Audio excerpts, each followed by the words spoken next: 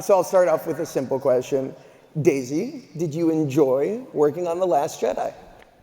Look at me there! That's cool. Do you know I actually can tell you some things?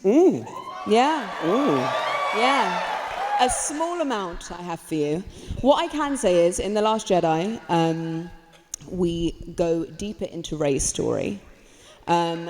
And what is very apparent from where we left off in The Force Awakens and where we begin with The Last Jedi is Rey has a certain expectation as to what she might be getting from Luke and what that might entail.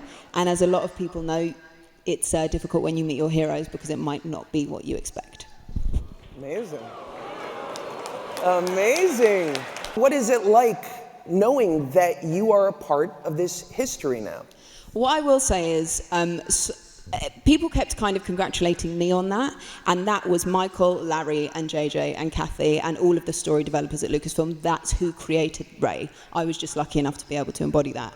It's insane. It's like, it kind of I kind of forget it happened, and then like I can see people wearing a costume. I'm like, oh my God, this is real. But it's really wonderful, and especially people who have little girls, the way that people talk about Rey and the way that this film has affected them is amazing. So I'm very happy to be part of it. Returning to the Star Wars celebration, please welcome BB-8.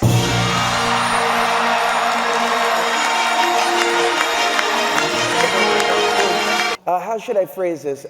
Who is the last Jedi? Come here, BB-8. Droid, don't do it. Don't look at them. BB-8, look at me. Don't do it, BB-8. Look at me, BB-8. No, I know what an NDA agreement is. No. There's no reason to bring lawyers into this. All right, BB-8, ladies and gentlemen.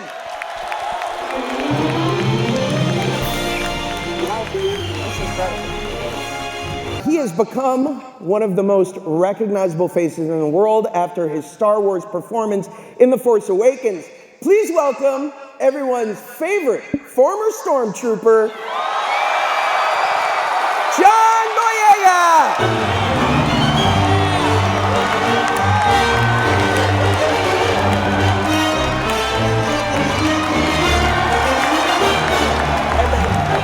Thank you. Clearly the fans love you. How does that make you feel? Oh, this is crazy. Well, it's good to be back, eh? Good to be back. In 2 years, this is awesome. All right. When we last saw you, how should I put this? You were not in great shape. How's the recovery process been? A lot of therapy and back to tanks. What's going on with Finn right now? It's been painful. It's been a process. I think Finn definitely stood up for himself at the end of Force Awakens and caught a bit of an injury to the back. So he's in recovery, but he will be back in The Last Jedi. And he's not playing this time. He's not playing this time. In The Last Jedi, it's a test for all the characters, but specifically for Finn, he wants to find his place now. Is he going to be a part of the Resistance, or is he going to keep running away from the First Order? We'll see. Cryptic. Is there anything that you can tell us about the dark side? After the demolition of Starkiller Base, does the First Order have to go back to the drawing board? Or was that just one part of their plan for galactic domination? Well, yeah, I mean, Starkiller Base, big loss. But they did manage to take out the seat of the Republic, and that's thrown the galaxy into chaos, and the First Order are jumping on that at the beginning of our movie. Very aggressively, not sitting on their hands. They're making some big moves at the start of our film. So things are going to get dire. We have a couple really fun new characters coming out, and a few of whom I'm really excited to introduce you guys to, but one in particular who's here today, who has the biggest new part in the movie, and ironically is played by the smallest actor. She is one of my favorite people. You guys are going to love her so much. I adore her, and I'm so proud and happy to introduce to all of you Kelly Marie Tran.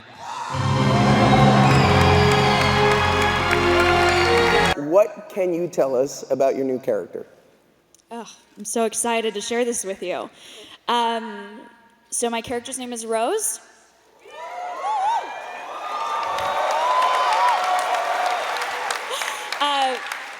She's part of the Resistance. Yeah, and she works in maintenance, and I just can't wait for you to meet her. So when you were cast in The Last Jedi, I understand you had to keep it a secret, even from your own family? Yeah, they didn't know for 4 months after. I told them I was doing an indie movie in Canada. At one point, I actually got some maple syrup so I could like bring it back to them, so they thought that I was really in Canada. I love how far the lie went. I was like, I'm committing to this.